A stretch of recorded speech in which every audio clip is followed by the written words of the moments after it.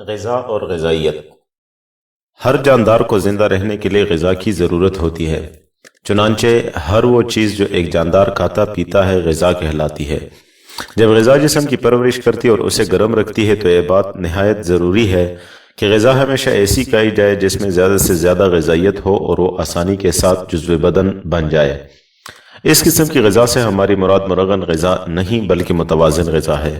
غذائیت سے مراد غذا کی وہ خصوصیات ہے جن سے انسان کی نشو و نما اور صحت و تندرستی برقرار رہے۔ متوازن غذا میں درجہ ذیل 6 اجزاء کا ہونا بہت ضروری ہے۔ نمبر 1، پانی یعنی واٹر۔ زندہ رہنے کے لیے ہوا کے بعد پانی نہایت ہی اہم انسانی ضرورت ہے۔ ہمارے جسم میں 2/3 سے زیادہ پانی موجود ہوتا ہے۔ پانی غذا کے اجزاء کو جسم کے تمام حصوں میں لے جاتا ہے کیونکہ غذا کے اجزاء پانی میں بآسانی حل ہو جاتے ہیں، جس کی بدولت غذا کا سارے جسم میں منتقل ہونا آسان ہو جاتا ہے۔ اس کے علاوہ پانی جسم کو فضلات سے بھی پاک کرتا ہے اور دوران خون کو قائم رکھنے میں بھی پانی بڑا اہم کردار ادا کرتا ہے۔ نمبر 2، لحمیات یعنی پروٹین۔ پانی کے بعد جسم میں سب سے زیادہ مقدار پروٹین کی ہی ہوتی ہے۔ یہ عضلات، بافتوں، خون، دانتوں اور ہڈیوں میں ہوتی ہے۔ اس میں کاربن، ہائیڈروجن، آکسیجن، نائٹروجن پائے جاتے ہیں۔ کچھ پروٹین میں سلفر، فاسفورس، لوہا، آیوڈین اور کوبالٹ بھی ہوتے ہیں۔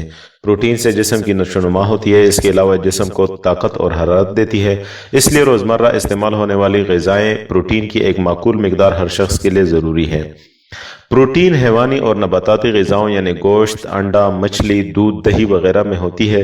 اس کے علاوہ نباتاتی غذائیں مثلا مٹر، لوبیا، سیم، ماش، مونگ، مسور وغیرہ بھی پروٹین سے بھرپور ہوتی ہیں۔ ایک دن میں ایک آدمی کو تقریباً 90 تا 120 گرام پروٹینی غذائیں کھانی چاہیے۔ نمبر 3، نشستہ دار غذائیں یعنی کاربوہائیڈریٹس۔ نشستہ دار غذا کا سب سے بڑا کام یہ ہے کہ یہ جسم میں حرارت پیدا کرتی ہے اور اسے قوت دیتی ہے۔ غذا کے جسم میں ہضم ہونے کے دوران نشستہ شکر میں تبدیل ہو جاتا ہے۔ یہ شکر بعد میں گلائکوجن یا حیوانی شکر میں تبدیل ہو جاتی ہے اور جسم میں حرارت اور طاقت پیدا کرنے کے لیے صرف ہوتی ہے۔ نشستہ دار غذا ضرورت سے زیادہ کھائی جائے تو یہ جسم کا وزن بڑھنے لگتا ہے۔ ایک جوان آدمی کو ایک دن میں 720 سے 780 گرام نشستہ دار غذا کی ضرورت ہوتی ہے۔ شکر، چاول، گندم، اراروٹ اور آلو وغیرہ میں کثیر مقدار میں نشستہ پایا جاتا ہے۔ نمبر 4، چکنائی یعنی فیٹس۔ چربی، گھی اور تیل وغیرہ جیسے غذائیں چکنائی میں شمار ہوتی ہے۔ چکنائی والی غذا جسم میں گرمی اور قوت پیدا کرتی ہے۔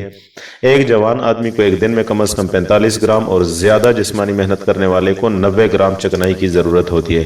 لیکن اگر ضرورت سے زیادہ چکنائی کھائے جائے تو اس سے یا تو ہاضمہ خراب ہو جاتا ہے یا وہ جسم میں جمع ہو کر ضرورت سے زیادہ موٹا کر دیتی ہے۔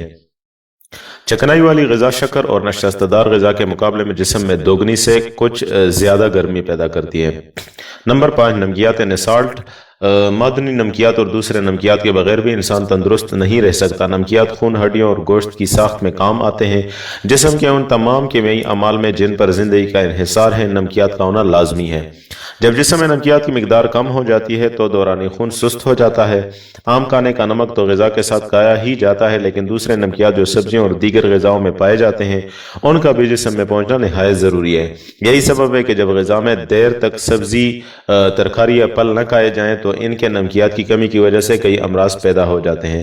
ایک جوان آدمی کو ایک دن میں 15 سے 30 گرام تک مختلف قسم کے نمکیات کی ضرورت ہوتی ہے۔ نمبر 6، حیاتین یا ویٹامنز۔ حیاتین ایسے غذائی اجزاء کا مرکب ہوتے ہیں جو کئی قسم کے خوراک میں تھوڑی بہت مقدار میں پائے جاتے ہیں اور یہ انسانی صحت کے لیے انتہائی اہم ہے۔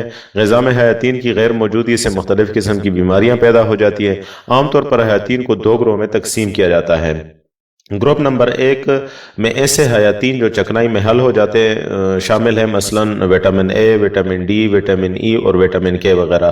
اور گروپ نمبر 2 میں ایسے حیاتین جو پانی میں حل نہیں ہوتے، مثلا وٹامن بی کمپلیکس اور اس کے مجموعے میں کئی قسم کے جو وٹامن شامل ہے اور وٹامن سی وغیرہ۔